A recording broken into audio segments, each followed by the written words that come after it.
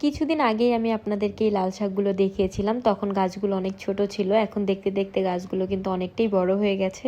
তাই আজকে লাল শাকগুলো তুলে ফেলতেছি রান্না করে খাওয়ার জন্য। আর বেশি বড় হয়ে গেলে কিন্তু শাকগুলো খেতে তেমনটা ভালো লাগবে না। শাকগুলো তোলার সময় আমার অনেক ভালো লাগছিল, মনে হচ্ছিল যে আমি গ্রামে চলে এসেছি। শাকগুলো তোলার পর আমি ভালো করে শাকগুলোকে বেছে কেটে কুটে নিয়েছিলাম। আর কেটে নিয়েছিলাম মাছ, পেঁয়াজ, কাঁচামরিচ। এরপর কড়াইতে তেল দিয়ে পেঁয়াজ মরিচগুলো ভেজে দিয়ে দিলাম পানি, আদা রসুন বাটা, লবণ, হলুদের গুঁড়া, মরিচের গুঁড়া। এরপর মশলাগুলো কষিয়ে নিয়ে দিয়ে দিব মাছ, আর মাছগুলো ভালো করে কষাতে থাকবো। কিছুক্ষণের মধ্যেই মাছগুলো যখন কষানো হয়ে যাবে তখন একটি বাটির মধ্যে মাছগুলো উঠিয়ে রাখবো। এই মশলার মধ্যেই শাকগুলো দিয়ে দিব, আর কিছুক্ষণ নাড়াচাড়া করার পর পানি দিয়ে দিব। আর শাকগুলো যখন বলক এসে পড়বে তখন উঠিয়ে রাখা মাছগুলো দিয়ে দিব। এরপর মাছগুলো হালকা করে নেড়ে চেড়ে দিব যেন ভেঙে না যায়। কিছুক্ষণের মধ্যেই তরকারিটা হয়ে গেছে। আর শাকগুলো যেহেতু অল্প ছিল তাই আমি মাছ দিয়ে ঝোল রান্না করেছি। আর এই তরকারি রান্নাটা কেমন হয়েছে সবাই অবশ্যই কমেন্ট করে জানাবেন। আজকের মতো এই পর্যন্তই। আল্লাহ হাফিজ।